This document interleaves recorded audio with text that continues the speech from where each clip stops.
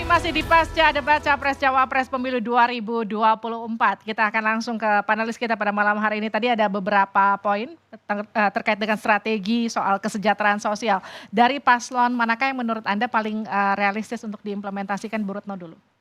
Kalau soal kesejahteraan sosial sih saya ngelihatnya misalnya mungkin arahnya tadi ya. Makan siang maksudnya itu ya, tapi pertanyaan saya gini, kalau tidak salah anggarannya hanya $1 ya. Kalau $1 tuh taruhlah 15.000 gitu. Nah ini kan dibikin sama vendor dan lain-lain ya. Taruhlah gitu bersih-bersihnya 11.000 plus susu. Kalau kita mau berbicara gizi kayak apa ya dengan makanan hanya sekitar 11.000 plus susu gitu. Saya justru tidak menangkap bahwa ini akan betul-betul meningkatkan gizi gitu. Karena jangan-jangan nanti isinya ya cuma mie ya gitu atau hal yang nilainya memang mau nggak mau ya jadi rendah karena kan pasti dipotong macam-macam termasuk kemasan. Yang kedua adalah terkait dengan ini diambilnya dari mana ya? Apakah dari dana kesejahteraan ataukah diambil dari dana pendidikan? Nah kalau diambil dari anggaran pendidikan maka itu akan memberatkan karena anggaran pendidikan saja itu sudah untuk 24 KL. Nah nanti kalau 24 tadi itu Kemendikbud dan Kemenak itu kan dapetnya juga nggak banyak. Lalu dipotong sama anak-anak makan nih ya pesantren dan lain-lain kan juga menyambut ini. Nah kalau misalnya dipotong maka anggaran pendidikan itu dari 20% kan tambah gaji guru di situ juga tuh sama apa. Nah itu saya khawatir nanti tuh biaya pendidikan atau anggaran pendidikan kita untuk operasional malah lebih rendah. Nah terakhir saya rasa terkait dengan kalau mau ini malah sebaiknya meningkatkan misalnya pelayanan pendidikan. Misalnya anak-anak dengan disabilitas itu melalui terapis karena terapis juga ada di SLB. Pak Maftuhan silakan. Pertama terus terang saya juga harus mengomentari yang makan siang gratis karena itu yang paling heboh ya.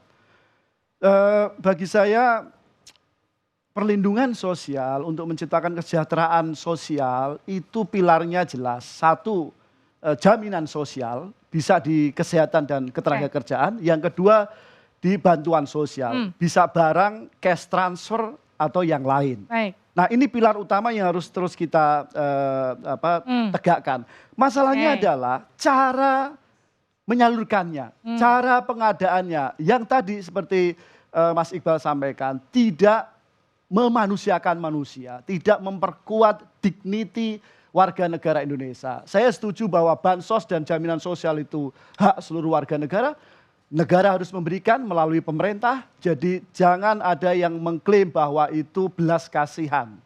Jadi kita harus menegakkan itu. Dan kita harus punya satu frame yang sama bahwa antara ikan dengan kail itu sama-sama pentingnya. Tinggal bagaimana kita membuat proporsi yang sesuai dengan kebutuhan masyarakat. Tepuk tangan untuk panelis kita pada malam hari ini. Sambil saya cek pendukung masing-masing paslon, dari paslon nomor urut 1 masih semangat nggak malam hari ini? Pendukung dari paslon nomor urut 2? Pendukung paslon nomor urut 3? Kita langsung ke Mbak Sarah. Dijawab dulu Mbak Sarah tadi dari Mbak Retno soal tadi maksi gratis dianggap kurang realistis. Anggarannya dari mana nanti? Alhamdulillah dikasih kesempatan untuk menjawab.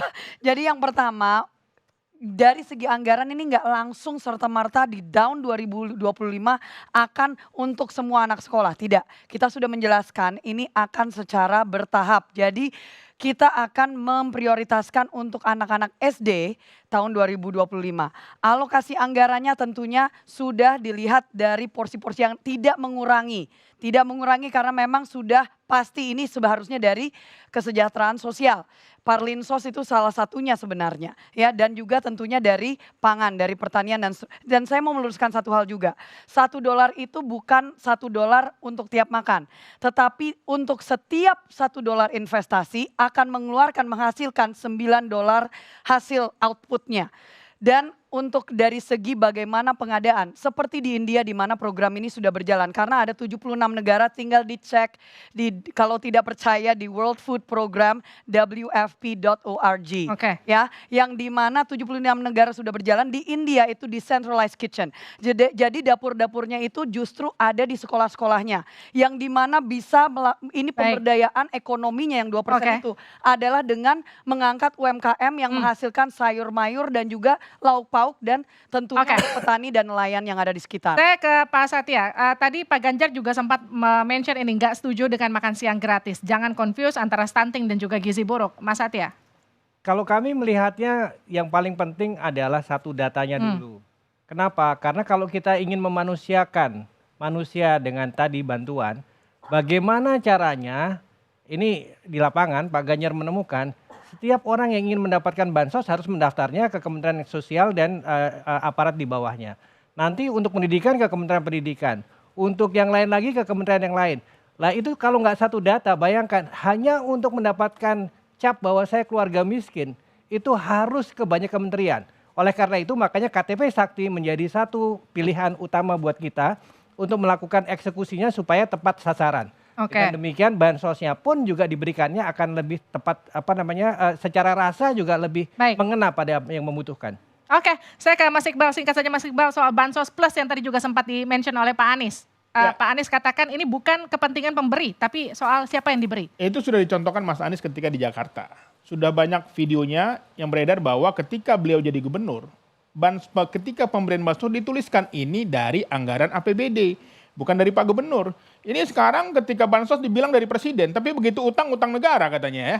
Jadi ini tentu saja menjadi sesuatu yang semua masyarakat sekarang melihat ini semua. Bahwa ini adalah sesuatu perlakuan yang tidak etis menurut saya. Apalagi sampai presiden turun tangan langsung memberikan kepada masyarakat. Itu kan sudah ada tugas-tugasnya. Oke. Itu tugas-tugas Pak RT, Pak RW, ya lurah, Pak camat ya. Itu bukan tugas presiden. Baik. Tapi kami menyedihkan, menyayangkan sekali kenapa perilaku pola-pola seperti ini dilakukan. Karena ini adalah politik di zaman perbudakan. Baik. Pork barrel politik namanya. Tepuk tangan untuk seluruh narasumber saya pada malam hari ini. Saudara, tapi jangan dulu beranjak karena tidak hanya penyampaian dari panelis dan juga para narasumber, kita juga punya tim untuk mengecek seberapa besar data dan juga akurasi yang disampaikan para capres tadi. Rekan saya Titi Anissa juga nanti akan menyampaikan untuk Anda, tetap bersama kami.